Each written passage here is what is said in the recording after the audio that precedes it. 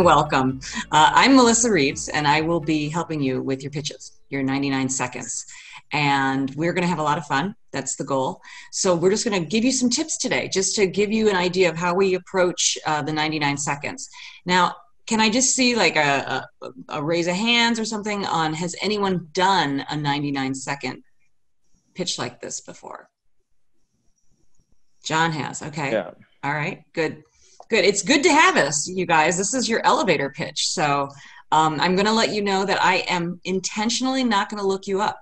I am not going to look at your company prior, so that when we have our first meeting, I'm that person in the elevator.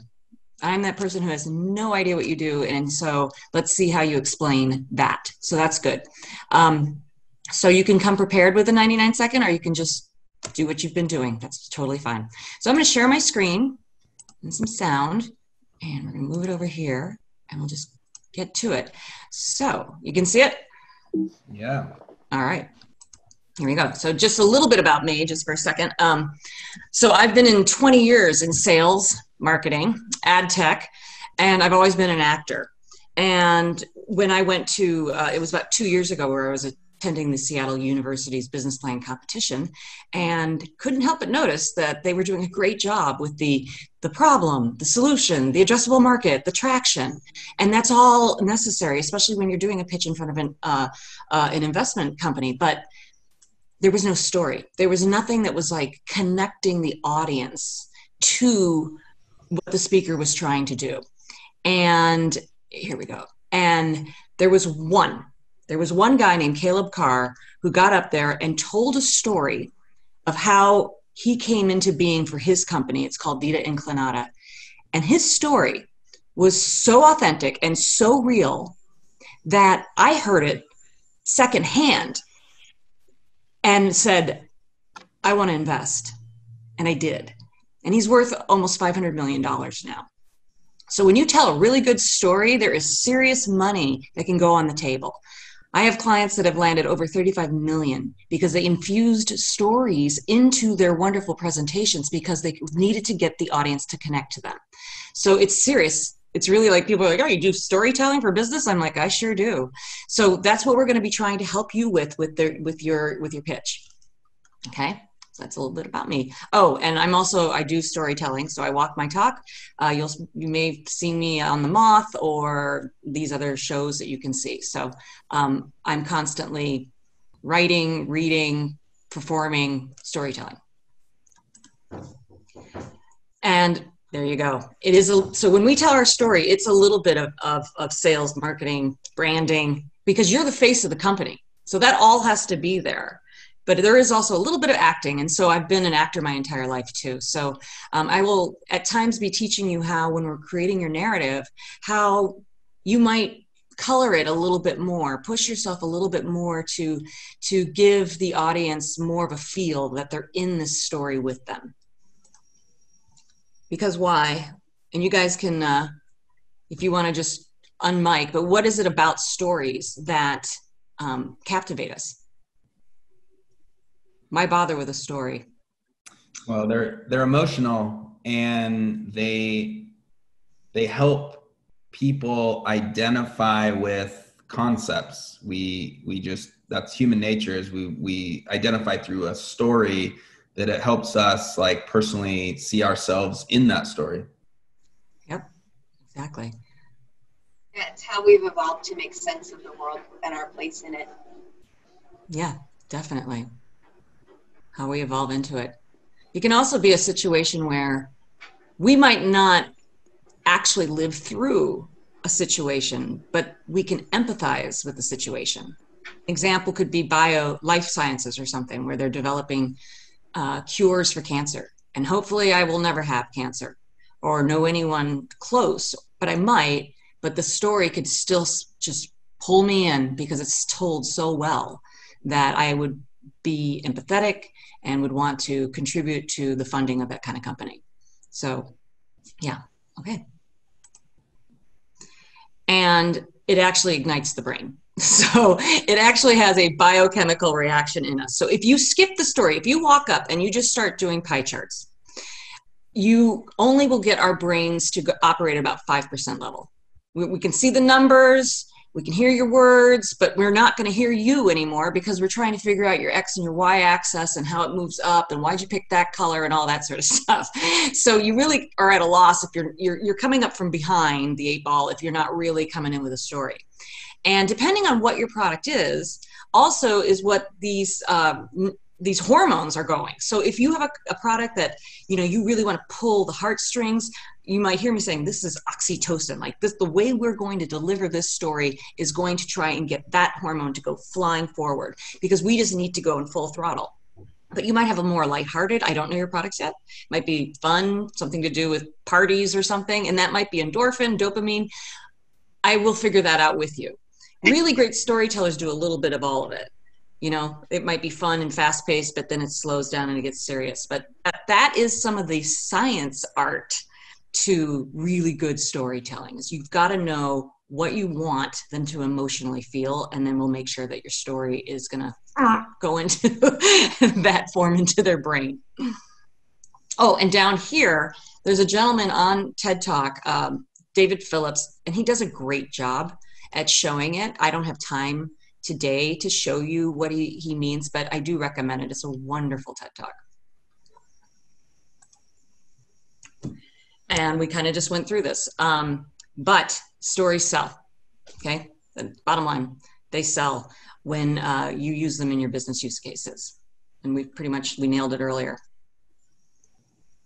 And the other thing, there was this one time, I'm gonna talk where I was at a forum where there was a gentleman, and we were in this room, in this conference room of a hotel, about 200 angel investors. Stakes were really high because these guys that were going to present were all heavily invested already. They'd spent thousands of dollars, tens of thousands of dollars to present to these angels investors. And I noticed this one man, and he was like this huge Kodiak bear-sized guy, and he had a silver coat on, and he had his badge on, and you could tell he did not want to be in that room.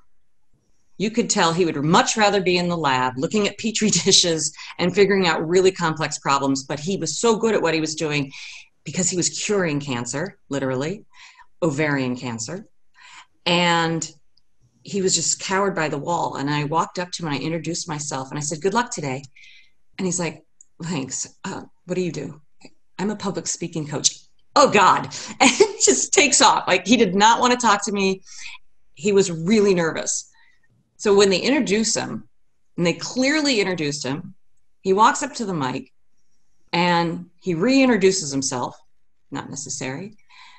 And the first thing he did was he showed a giant screen of a rat, a lab rat, with a tumor on his thigh and a whole bunch of graphs. And literally, we're eating our lunch. We were like, And that's when I knew swing and a miss. Right? That was an unfortunate opportunity that he could have come in with another angle. And I'm going to show you another way that he could have come in that would have been much more compelling. Oh, someone's phone. He could have come in with a story. For instance, Sarah's looking out the window and she's nervous. She's 42 years old and she's trying to find her keys, but she can't find her keys because she's going to get late to pick up Bobby and Sally at soccer. And she's scattered right now because she just got some really bad news. And the news was that she just got diagnosed with very aggressive ovarian cancer. And she looks at the Christmas tree. It looks big this year. She doesn't know if she's going to see that tree next year. She's scared. But we at Pharma Life are finding ways to help Sally.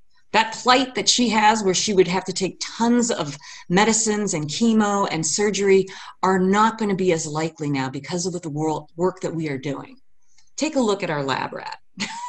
See, now you could bring in something that's a graph, that's something that like we're leaning in a little bit more. Now that's longer than a 99-second. I'm going a little long on that, but my point is that I want to help you create characters that have real problems, and you're creating a mind movie in that. Did you see Sarah? Could you feel Sarah's nervousness?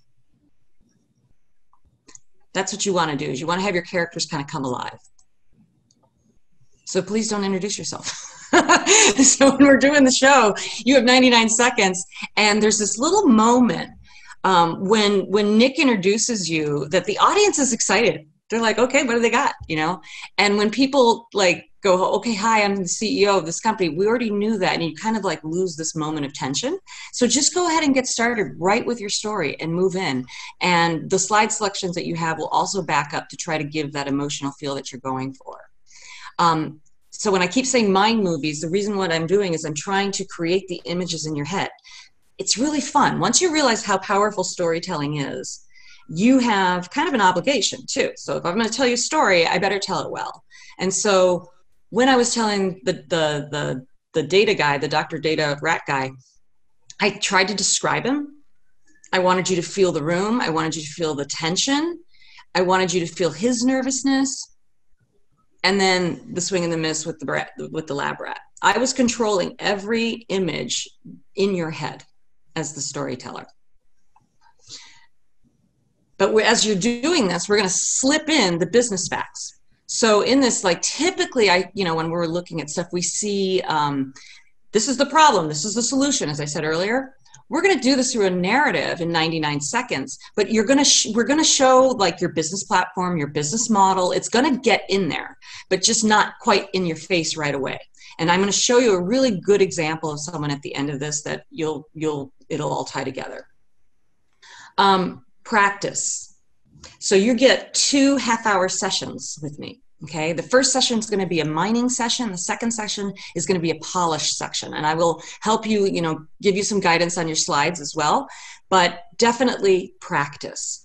I've only had one person since I started doing this that did not make their time, and they didn't practice, and they didn't show up for their second meeting. So that second meeting is really, really important. And I also recommend when you do the first one, give yourself space before you book again, and give yourself even space before the show, because we may still have some tweaks. We might not, but we might have some tweaks. So I'd like to say to have your second meeting at no later than 2 days prior to the show. Because if we do a little revamp, it's rare, but if we do, you still now have time to get it polished. The more you practice also, the less nervous you'll be. You'll nail it. But don't worry about memorizing it, and please don't read it. Do not read it. People, you're good for votes, and people will they can tell you're reading. So definitely that's another reason to practice. How can they tell, Melissa? We're broadcasting live. We can have cue cards. I'm kidding. I'm teasing. No, but I know, and I'm seeing it a lot. I know. They'll take it from the tone. I know. I'm teasing you. Yeah. You're right, though. I'll get this guy to hold up cue cards. I'm good. From behind the camera. Like, this is live television. Those are the secrets. Yeah. Well, it is. You can't have notes. Like, no one's going to see this. You are making a point, but I want you to look into the camera. Right. Because this camera is now the new 2D eyes. I know. And if they see you doing this, how sincere does that look? Well, I forget which event. It might not have been Seattle, but there was one where in the last, couple months where it was just pretty obvious this person was reading.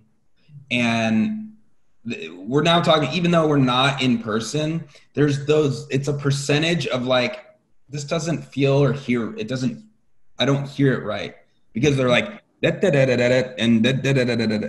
So what Melissa's saying is, with practice, you actually start to fully embrace your message. And if you have some notes sitting over here, that's fine. But you're reciting the pitch just like you would like in a room of investors, or like in front of 200, 300 people in a real room, versus like, does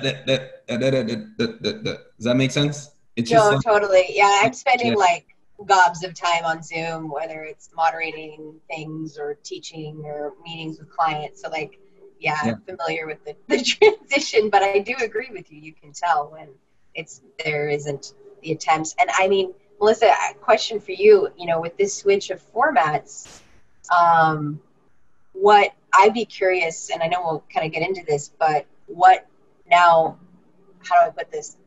What areas require more emphasis and more intention as before? Like, because we've lost some of the sensory elements of a live experience. And so I'm curious about that, your perspective with the transition, because I think, again, we've, in some ways, there's pros and cons, but I'm curious about your areas of focus, again, from a sensory storytelling perspective. Right. Yes. So because we're 2D, it's a great question. Because we are now 2D, more reasons why your storytelling skills need to be enhanced. So I mean, you need to be vivid, you need to be very clear, using your voice. Even you can lean into the camera sometimes. I mean, you can dramatically like use your hands, but we're losing that energy. And it gets even a little strange because as soon as Nick introduces you and he will go off stage, you'll see it. I'm going to show an example. It goes quiet. Yeah. So there's something like you're like, am I talking to the ethers? But when you're practicing, you are too, right? So that should feel familiar. Look at it like that. Like this is just the world. But then when Nick comes back on and he introduces you, you will have that feel.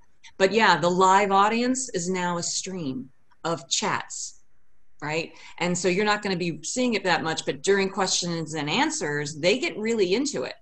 And he's a great interviewer, so you'll feel good. Just stay calm, look into the camera, and that's your energy. That's your energy. But it's not that bad, but we better just embrace it. So did that answer your question? Yep. Okay. Great question though. Okay, so this is just what we were trying to do. So when we're creating your character story or your hero story, it could be your story. It could be your own founder story, like how you got into this company. That is a common one, and I love it. That's why my company is called Story Fruition, like how'd you come into be? And so what we're doing is there was a moment. So like going back to the doctor that I talked about, there was a moment in that man's life where he realized that ovarian cancer could get fixed. He could fix it.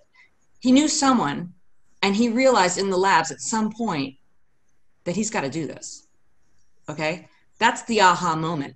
Now, what we need to do though is start. So we're going to start with your story, and whoever your characters is, if it's you or if it's a patient or whoever your target market is, they're in one state, and we're going to get them to the other state. And the way we do that is we do a well-written, crafted narrative. And so we'll set up their situation. So Sarah's nervous. She's looking out the window. I dropped in some data. She's got to pick up Bobby and Sally at soccer. I didn't say she's a soccer mom. I showed you she's a soccer mom with just that one sentence. And then something happens. She got diagnosed. Her life is about to change. And because of that, she's got pills in front of her, chemo in front of her. She looks at the Christmas tree. She doesn't know if she's even going to see it, right? And then enter the company. We're going to fix it. We've seen tremendous results, and we can normalize her life a lot sooner than we've ever seen before. Okay, all of that was happening in that little snippet, and now she has hope. And now she's scared still. I could have kept going. She's still scared, but she's not terrified because she's in good hands. Okay? That's what we're trying to do in a business narrative. So we go, wah. Okay. So I think I pretty much said that. So this is just something that's standard in storytelling. So if you don't have all four of these going in your mind movie making, it's like a table that's not on all four legs. So we've got to have the character. We've got to describe them enough. Sarah is a soccer mom. That's all I needed to say. I didn't need to say she's blonde haired and 5'6". You know, you need to do that. Didn't need to go that far. You can do that. And then her relationships with her kids, her relationship with her own being, and her relationship will soon come to the doctor. And what are they doing? What's at stake? Obviously, this was a life and death matter. And also, where are you? So you can do sentences where, to help your mind movies, I could have said, Sarah is looking out the window, but I said she's frantically looking for her keys. Okay, I just did a little action for her in that particular example.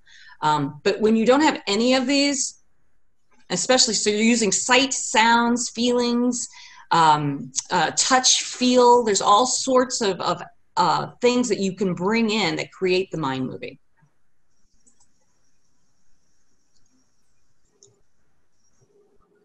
Once we're through that, It's the Q&A. So I'm only 99 seconds with you. Nick's got you for 4 minutes, and it's extemporaneous. Many of the questions that you're going to hear, Nick, you can definitely chime in here. These are some of the normal ones that we see. Do you want to give some guidance? You know, it's a 99-second pitch and then 4 minutes of questions. These are fielded now as a virtual event. We stream this through YouTube. And what's great is then the way that we field questions is through the YouTube comments. They actually sync into our system, and then we will we'll put them on the screen. And so the questions that we're addressing are literally visible on the screen. And what you're going to experience is things such as whether this is a good question or not. It's like, how do you make money? And honestly, if someone comes right out after you just did a 99-second pitch and is like, well, how do you make money? I'm going to tell you right now, you didn't deliver a great 99-second pitch for your business if you're not illustrating that there's a revenue model and here's the relationship of that. But it's like, how do you make money? What's your, business model? Competitors. A pretty common one is people are a lot of times when people see pitches like this, they're gonna try to track to something similar. So how are you different than such and such in the market? That's a great question, actually, because now they're like, oh, okay, I've seen, this is like this, but it's different because of that. And they're gonna want to ask you that question. So that's great.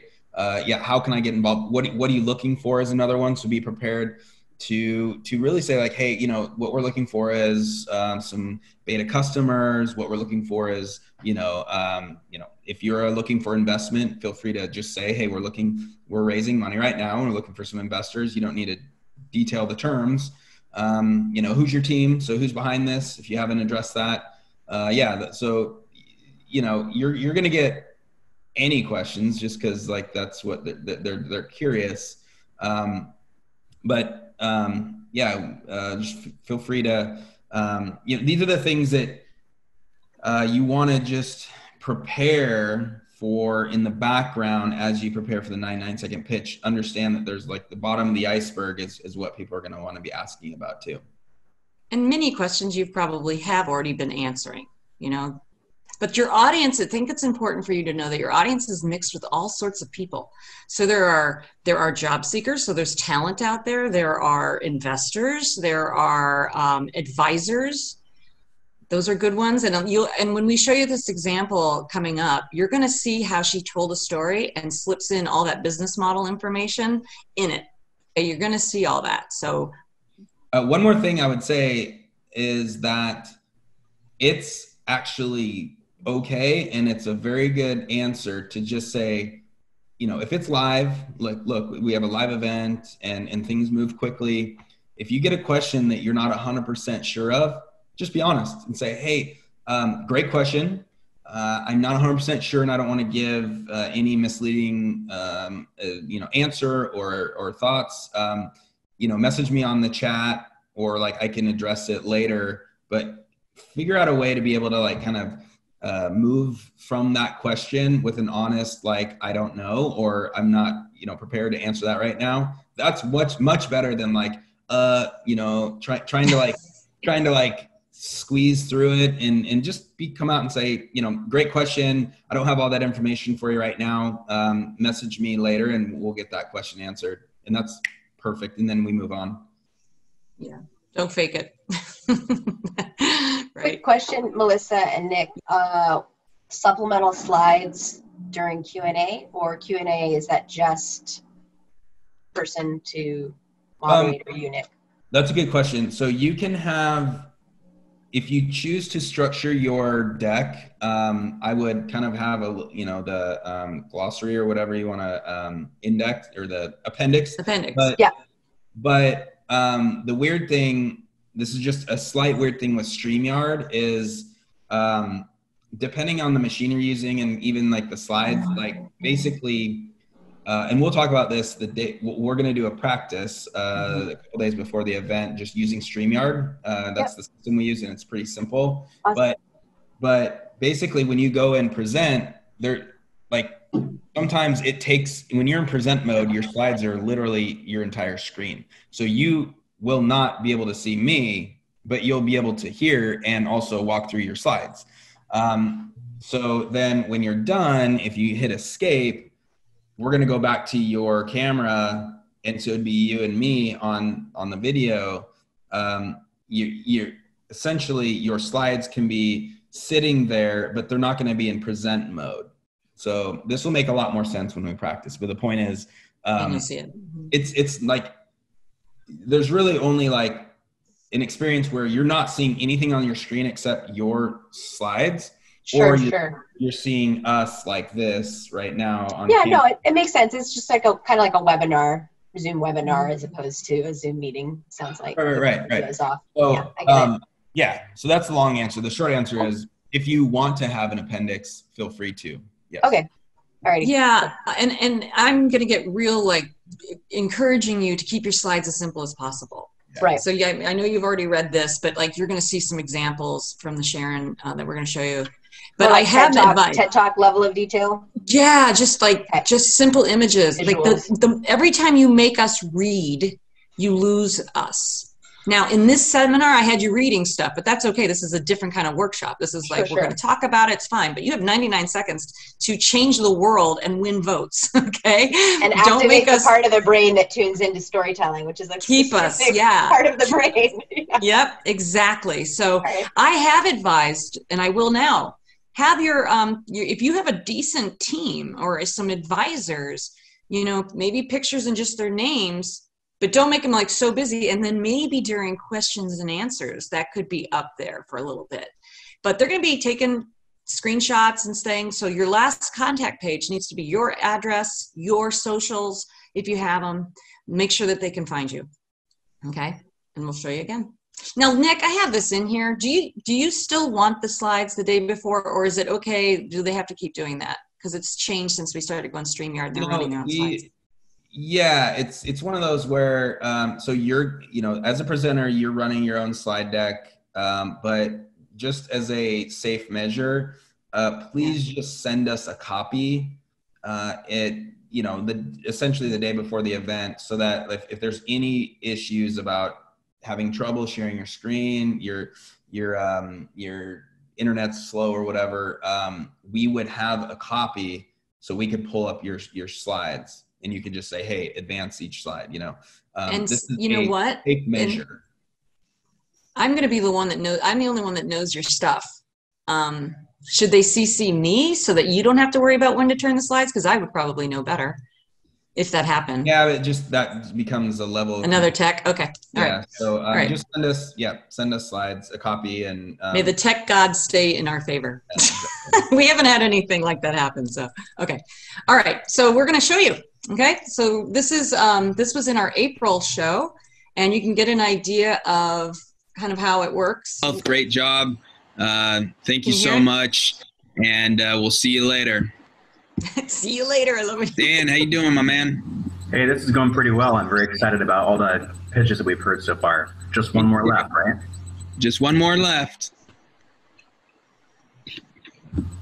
Hello, Sharon. How are you? Sharon is with Go Love Yourself, and her website is the GoLoveYourselfBox.com. Sharon, take it away whenever you're ready. All right, fantastic. Thank you. So Sharon is 32 years old, and she's had it. She feels like she's too young to run out, yet here she is on her own personal hamster wheel of hell. She pours her coffee long before the sun rises and barely even notices when the sun has set.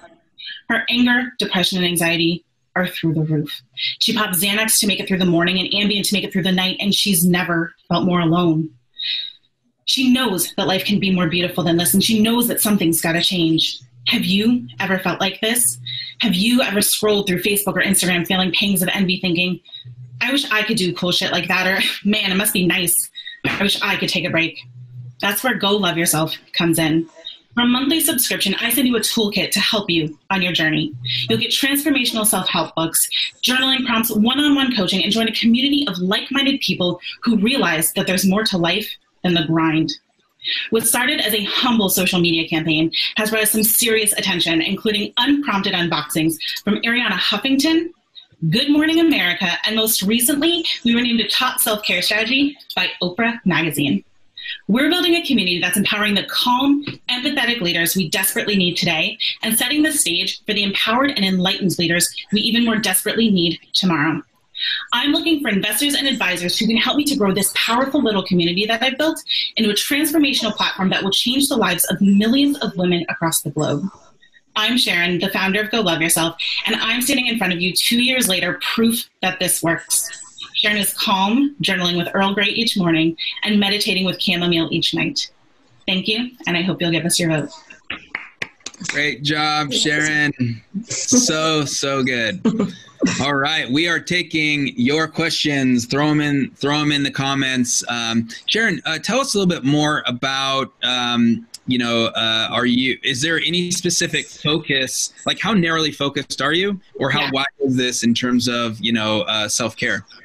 Great question. So every single month I curate a thematic box. So the themes change every month based on what I'm hearing from my community, what great new transformational self-help books are coming out, and generally what's happening in that time of the year. So some themes that we've include the sleep revolution when folks were really stressed out. We just featured Untamed, which is a brand new book that just came out last month and has been really, really successful, both in our community and outside of it. So we really do listen to our community members and what we need. Awesome. Alicia says, what challenges have you faced as a woman-owned business? Notice the banner is over the bottom of the slide, so you want to make sure. One, as I recognize the challenges that so many women-owned businesses face, that's why we source almost all of our products and services actually from other women-owned businesses. So we support. Okay, I'm going to stop it there. But I hope that gives you an idea. But you can see that this has. I didn't realize that at that point in the show. I think this was our first stream. So in your contact page, just make sure you have everything up just listed, just in case someone answers that or sends the question out, because it's likely to happen. Yeah, these are all the little details that we're experiencing now, but I wish StreamYard, I wish it sensed because those are called banners, that we use banners, and then that's the questions, right? So you'll see we're pulling the question from the YouTube chat, which is incredible. I love this aspect of the product. But it does it's frustrating when it overlays. It would be great if it bumped it up. You know what I mean? It just like the moment we click that and it arrives on screen, it would be cool if the slides actually move up. And so it didn't overlay anything, but clearly that's not it. So be aware of that. Yeah. Be aware of that, everyone. Last thing I would say on this, Sharon did a great job, incredible job. 70% of the votes. Yeah, she did really good. I will say that one thing that popped out is in second watching this later, she did not clearly illustrate what their price point is. And I'm not sure if that was a question that was addressed later, but if I was going to tweak this, I would only go back and have her more clearly illustrate like what that price point is versus it's clear that it's a subscription model, but what is it, $100 a month or is it $15 a month? That's a difference. We did talk about that, and it's pricey. She's pricier than other clubs, and so she didn't want to, but that's fair. Yeah, and that's fair. That's her choice. I think when you look at a pitch like this, it's your choice if you want. How directly clear do you want to make that illustration? From my standpoint, from where I'm at or as an investor, I would just be like, okay, that's some pretty serious information that I would want to know to continually have this conversation. So you want to include it just choose it. Well, in the Q&A for sure. But I hear what you're saying, but in 99 seconds, I don't know. Yeah, I think it was because she thought she was pricey. Right. I don't remember. We could keep going, but you guys, this was the April 24th show. If you want to go look at it, she was the last speaker. But you can just get a better feel for it. But did you notice her character? And did you notice the way her slides were? She held on the slide of the woman crying, and she told her story and just held it there. And then she introduced her thing, and her slides were like an Instagram picture. It was really beautiful, very clear, simple, no words really. and then the Ariana Huffington, because she just casually mentioned that happened. I'm like, are you kidding me? So during the interview, I'm like, you got to brag that, girl. And so she did a really nice job. Huge social proof. That's Mm-hmm. what we call social proof. And, rather than saying we have X amount of subscribers, like putting that on the screen, people are like, whoa, okay, this is serious. Yeah, that's show, don't tell. That's a show, don't tell moment when she did that. So, and then she had she tied it in at the end too. That's what I love about it, is that she sets up Sharon, which was her, and her life was depressed. She was overworked. She was taking Ambien in the morning and Xanax at night, or Xanax in the morning and Ambien at night. Great image. She was on her hamster wheel of hell. Great image. The grind, when she was picking very strong words to let people know what she was going through. But then at the end, when she'd done all her business pitch, she said, and now I'm proof. 2 years later, I'm journaling and drinking chamomile at night. And so she had a full circle of that character having that transformation that I talked about. Very subtle, but very crafted. All right. Are there any other questions? This is just a good example of, and it's funny that maybe we haven't described it this way, but look, your 99-second pitch is not about the how, it's why. Mm-hmm.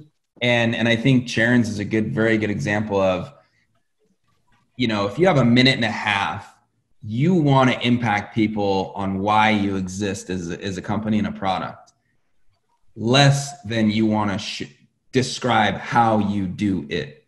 Like, people want to know why first and then how. And I think, unfortunately, our natural inclination, especially in our industry, but just in general, is we want to jump into the how. We're this company and this is what we do and this is how we do it. No. Take Sharon's approach and literally show why, wrap in a little bit of we're a business and here's how we make money and this is how big we can get. But then boom. And then now you have 4 minutes to address the it's essentially a iceberg, that there's a lot under there that you can pick and choose depending on what the questions are. But she did a very good illustration of the why, and I think that was great.